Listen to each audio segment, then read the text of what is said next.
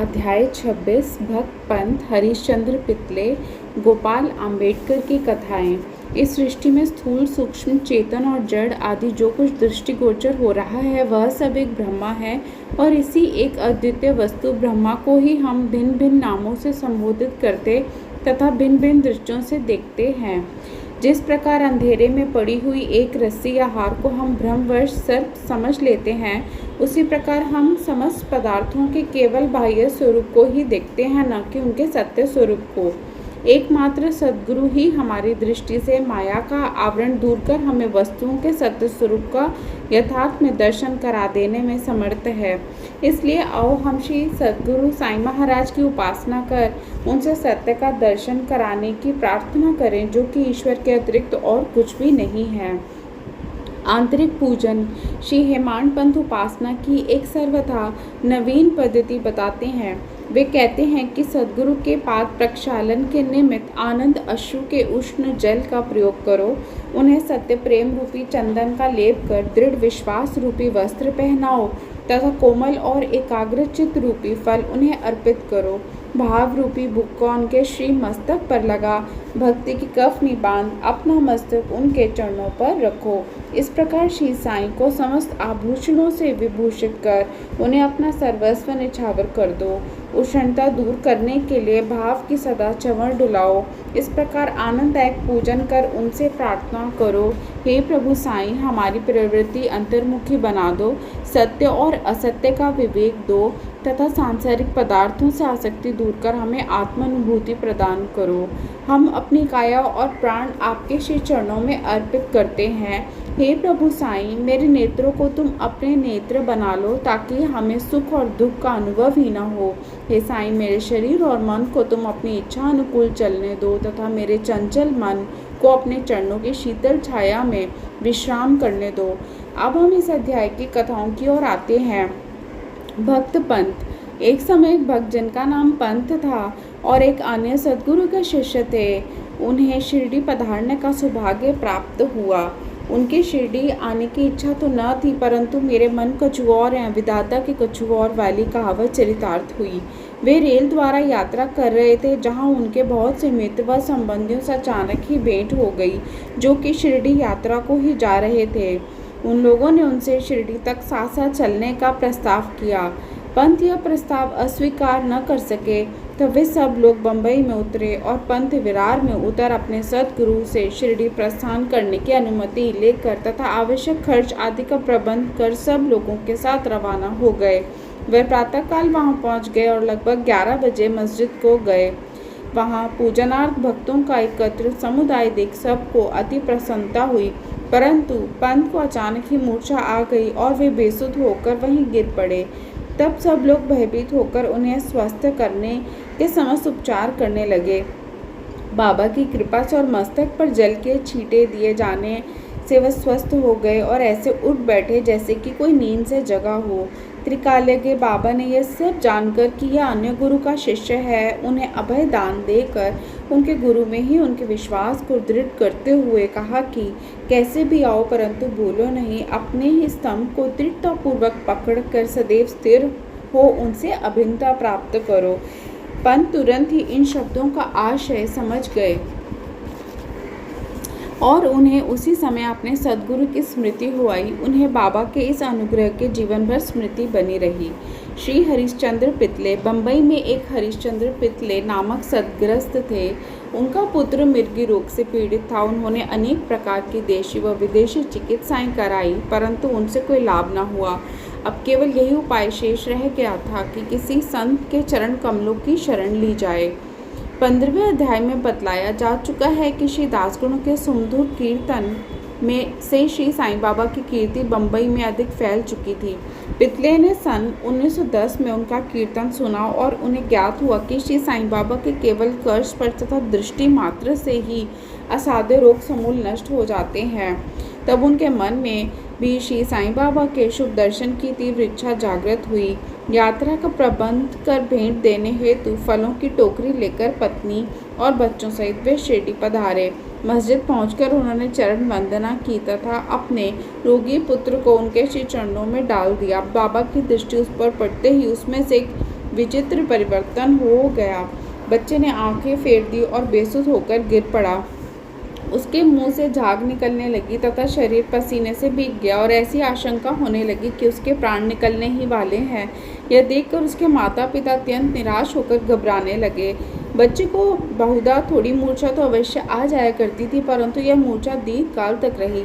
माता की आंखों से आंसुओं की धारा बह रही थी कि और वह दुखग्रस्त हो आर्तनाद करने लगी कि मैं ऐसी स्थिति में हूँ जैसे कि एक व्यक्ति चोरों के डर से भागकर किसी घर में प्रविष्ट हो जाए और वह घर ही उसके ऊपर गिर पड़े। तब बाबा ने सांत्वना देते हुए कहा कि इस प्रकार प्रलाप न कर धैर्य धारण करो, बच्चे को अपने निवास स्थान पर ले जाओ, वह आधे घंटे के पश्चात होश में आ जाएगा।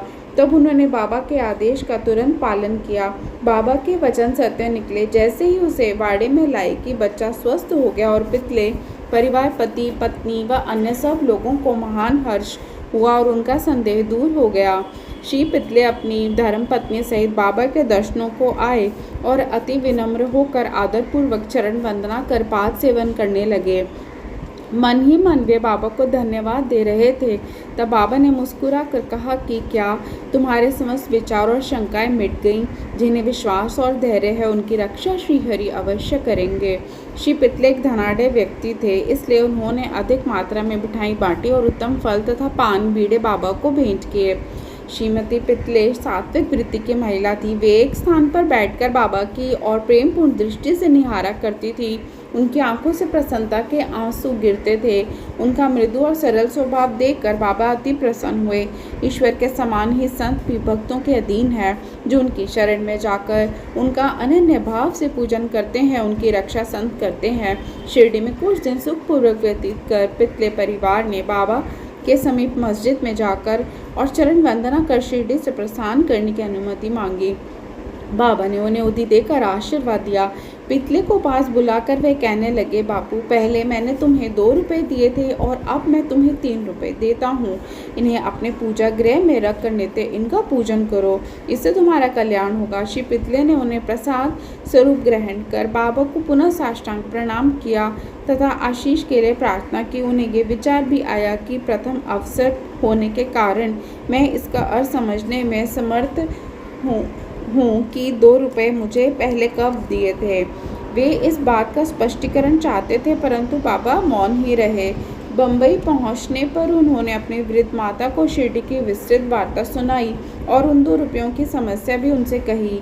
उनकी माता को भी पहले तो कुछ समझ में ना आया, परंतु पूरी तरह विचार करने पर उन्हें एक पुरानी घटना की स्मृति हो आई जिसने यह समस्या हल कर दी। उनकी वृद्ध माता कहने लगी कि जिस प्रकार तुम अपने पुत्र को लेकर श्री साईं बाबा के दर्शनार्थ गए थे, ठीक उसी प्रकार तुम्हें लेकर तुम्हारे पिता अनेक वर्षों पहले अक्कलकोट महाराज के दर्शनार्थ गए थे। महाराज पूर्ण सिद्ध योगी त्रिकालज्ञ और बड़े उदार थे। तुम्हारे पिता परम भक्त थे, इस कारण उनकी पूजा स्वीकार हुई। तब महाराज ने उन्हें पूजनार्थ 2 रुपये दिए थे, जिनकी उन्होंने जीवन पर्यंत पूजा की। उनके पश्चात उनकी पूजा यथाविधि न हो सकी और वे रुपये खो गए। कुछ दिनों के उपरांत उनकी पूर्ण विस्मृति भी हो गई। तुम्हारा सौभाग्य है जो श्री अक्कलकोट महाराज ने साईं रूप में तुम्हें अपने कर्तव्यों और पूजन की स्मृति कराकर आपत्तियों से मुक्त कर दिया है। अब भविष्य में जागरूक रहकर समझ शंकाएं और सोच विचार छोड़कर अपने पूर्वजों को स्मरण कर रिवाजों का अनुसरण कर उत्तम प्रकार का आचरण अपनाओ। अपने कुल देव तथा इन रुपयों की पूजा कर उनके यथार्थ स्वरूप को समझो और संतों का आशीर्वाद ग्रहण करने में गर्व मानो। श्री साईं समर्थ ने दया कर तुम्हारे हृदय में भक्ति का बीजारोपण कर दिया है और अब तुम्हारा कर्तव्य है कि तुम उसकी वृद्धि करो। माता के मधुर वचनामृत का पान कर श्री पितले को अत्यंत हर्ष हुआ। उन्हें बाबा की सर्वकालज्ञता विदित हो गई और उनके श्री दर्शन का ही महत्व ज्ञात हो गया। इसके पश्चात वे अपने व्यवहार में अधिक सावधान हो गए। श्री अम्बेडकर पुणे के श्री गोपाल नारायण अम्बेडकर बाबा के परम भक्तों में से एक थे, जो ठाणे जिला और जवाहर स्टेट के आबकारी विभाग में 10 वर्षों से कार्य करते थे। वहां से सेवानिवृत्त होने पर उन्होंने अन्य नौकरी ढूंढी, परंतु वे सफल ना हुए। तब उन्हें दुर्भाग्य ने चारों ओर से घेर लिया, जिससे उनकी आर्थिक स्थिति और भी अधिक दयनीय हो गई। ऐसी परिस्थिति में उन्होंने 7 वर्ष व्यतीत किए। वे प्रतिवर्ष शिरडी जाते और अपनी दुखदायी कथा वार्ता बाबा को सुनाया करते थे। सन 1916 में तो उनकी स्थिति और भी अधिक चिंताजनक हो गई। तब उन्होंने शिरडी जाकर आत्महत्या करने की ठानी। इसलिए वे अपनी पत्नी को साथ लेकर शिरडी आए और वहां 2 मास तक ठहरे। एक रात्रि को दीक्षित वाड़े के सामने एक बैलगाड़ी पर बैठे बैठे उन्होंने कुएं में कूद कर प्राणांत करने का निश्चय किया। वहीं समीप ही एक भोजनालय के मालिक श्री सगुण मेरू नायक ठीक उसी समय बाहर आकर उनसे इस प्रकार वार्तालाप करने लगे कि क्या आपने कभी श्री अक्कलकोट महाराज की जीवनी पढ़ी? सगुण से पुस्तक लेकर उन्होंने पढ़ना प्रारंभ किया। पुस्तक पढ़ते पढ़ते वे एक ऐसी कथा पर पहुंचे जो इस प्रकार थी। श्री अक्कलकोट महाराज के जीवन काल में एक व्यक्ति असाध्य रोग से पीड़ित था। जब वह किसी प्रकार भी कष्ट सह न सका तो बिल्कुल निराश हो गया और रात्रि को कुएं में कूद पड़ा। तत्क्षण ही महाराज वहां पहुंच गए। उन्होंने स्वयं अपने हाथों से उसे बाहर निकाला। वे उसे समझाने लगे कि तुम्हें अपने शुभ अशुभ कर्मों का फल अवश्य ही भोगना चाहिए। यदि भोग अपूर्ण रह गया तो पुनर्जन्म धारण करना पड़ेगा। इसलिए मृत्यु से श्रेयस्कर है कि कुछ काल तक उन्हें सहन कर पूर्व जन्मों के कर्मों को भोग समाप्त कर सदैव के लिए मुक्त हो जाओ। यह सामयिक और उपयुक्त कथा पढ़कर आम्बेडकर को महान आश्चर्य हुआ और वे द्रवित हो गए। यदि इस कथा द्वारा उन्हें बाबा का संकेत प्राप्त न होता तो अभी तक उनका प्राणांत ही हो गया होता। बाबा की व्यापकता और दयालुता देखकर उनका विश्वास दृढ़ हो गया और वे बाबा के परम भक्त बन गए।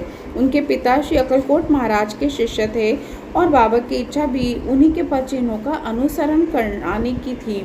बाबा ने उन्हें आशीर्वाद दिया और अब उनका भाग्य चमक उठा। उन्होंने ज्योतिष शास्त्र के अध्ययन में निपुणता प्राप्त कर उसमें बहुत उन्नति कर ली और बहुत सा धन अर्जित करके अपना शेष जीवन सुख और शांतिपूर्वक व्यतीत किया। श्री सद्गुरु साईनाथ अर्पणमस्तु। शुभम भवतु।